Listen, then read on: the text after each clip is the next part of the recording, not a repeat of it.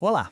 Sabe, desde os livros mais antigos até os GIFs que a gente manda toda hora, toda forma de comunicação tem uma estrutura meio escondida, uma espécie de arquitetura secreta. E é exatamente esse projeto que a gente vai desvendar hoje.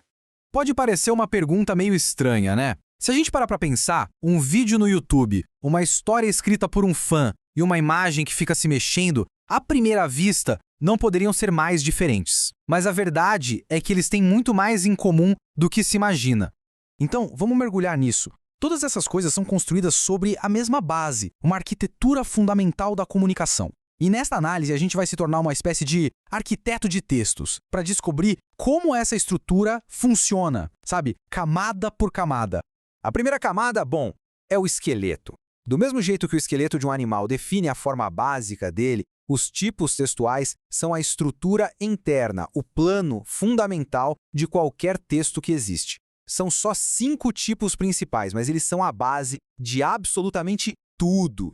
O primeiro esqueleto é o narrativo. É a estrutura que a gente usa para contar uma história. Pensa em personagens, ações, eventos acontecendo no tempo. É a base de romances, contos e até daquela fofoca bem contada. Olha só esse exemplo, bem simples. Tem um personagem, o Petro, tem uma ação bem clara, que aconteceu ontem, o que marca o tempo.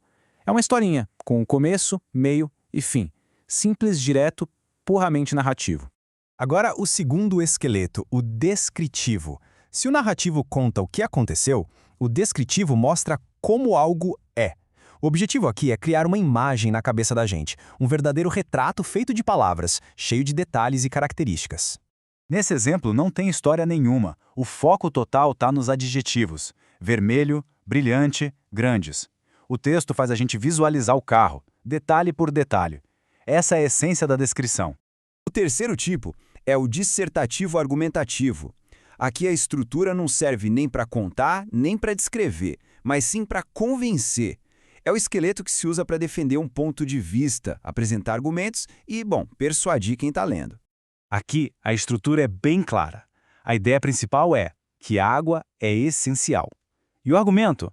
A escassez pode comprometer a saúde. É uma defesa direta, reta e clara de uma ideia.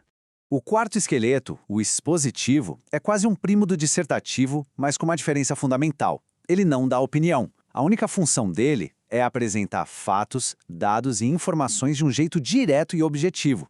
Este é um exemplo perfeito. É informação pura, não tem argumento, não tem história, não tem nenhuma descrição muito detalhada. É um fato, simplesmente apresentado de forma expositiva. E para fechar, o quinto e último esqueleto, o injuntivo. Essa estrutura que guia a ação é usada para dar ordens, instruções ou conselhos. O objetivo dela é fazer com que a pessoa que lê faça alguma coisa. O verbo no imperativo, lave, já entrega tudo, né? É uma instrução direta.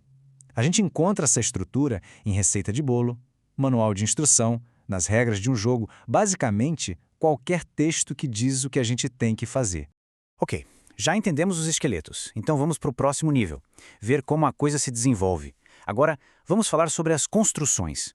Se os tipos são os esqueletos, os gêneros textuais são os edifícios que a gente constrói com eles, cada um com uma forma e uma função social bem específica.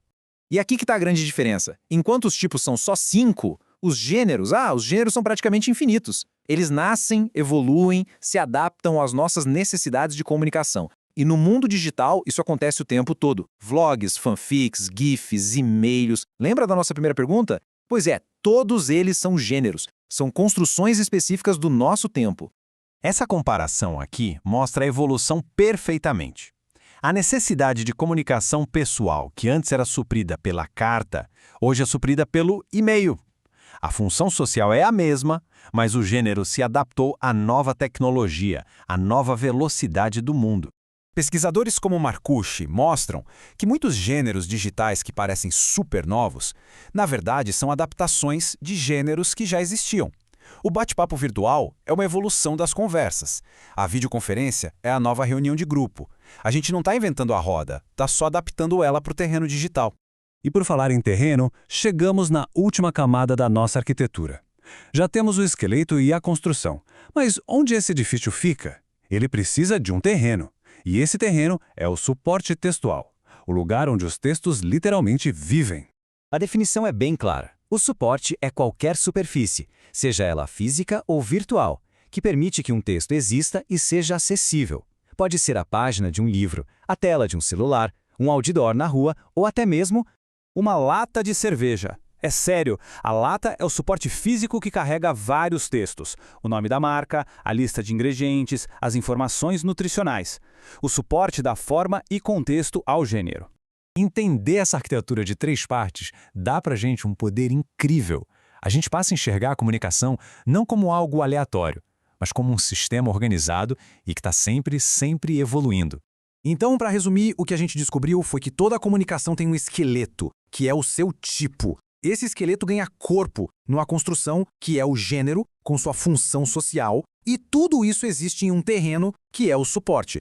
É a arquitetura completa. E agora que a gente consegue enxergar essa estrutura toda, fica uma pergunta para o futuro. Com a ascensão das inteligências artificiais, que já estão aí escrevendo textos, criando imagens e conversando com a gente, qual será a próxima grande construção? Qual será o novo gênero textual que vai nascer dessa tecnologia? A arquitetura, ela continua sendo erguida,